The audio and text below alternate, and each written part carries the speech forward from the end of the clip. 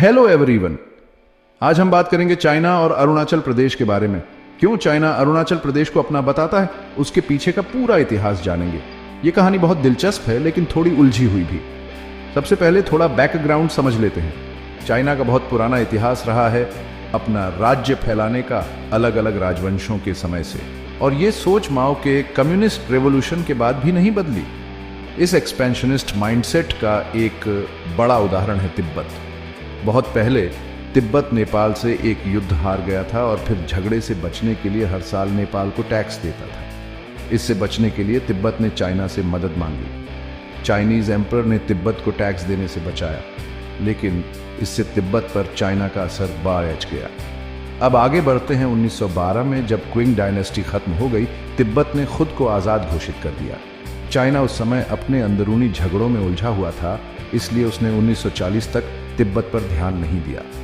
लेकिन जब माओ के अंडर चाइना फिर से स्थिर हो गया तो उसने 1950 में तिब्बत पर हमला कर दिया। 1951 में 17 पॉइंट एग्रीमेंट के तहत तिब्बत को जबरदस्ती चाइना का एक ऑटोनॉमस रीजन बना दिया गया। इससे तिब्बत में बहुत विरोध हुआ और 1941 में दलाई लामा भागकर इंडिया आ गए। तो इसमें इंडिया कहाँ आता है?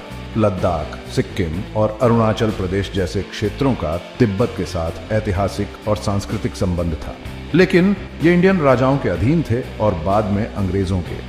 1913 में सिमला एग्रीमेंट में इन बॉर्डर्स का हल निकालने की कोशिश की गई। तिब्बत को इनर तिब्बत चाइना के कंट्रोल में और आउटर तिब्बत एक आजाद क्षेत्र जिसकी राजधानी ल्हासा थी में बांट दिया गया। लेकिन चाइना ने इस एग्रीमेंट को कभी पूरी तरह से माना नहीं, जिससे विवाद चलता रहा।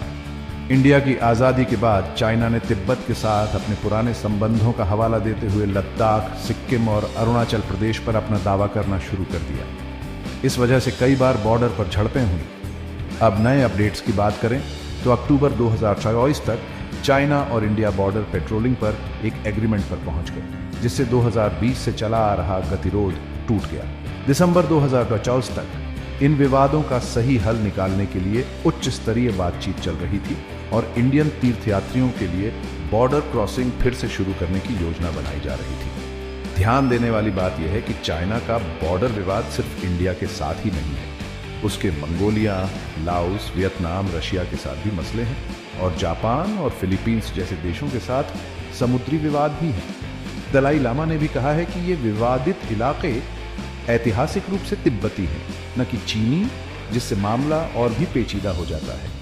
तो ये एक छोटी सी जानकारी थी कि चाइना अरुणाचल प्रदेश पर दावा क्यों करता है और इसके पीछे का इतिहास क्या है। इन ऐतिहासिक संबंधों को समझने से हमें इस क्षेत्र में चल रहे तनाव को समझने में मदद मिलती है। देखने के लिए धन्यवाद और लाइक, शेयर और सब्सक्राइब करना न भूलें दुनिया भर के मुद्दों पर और जानकारी के लिए।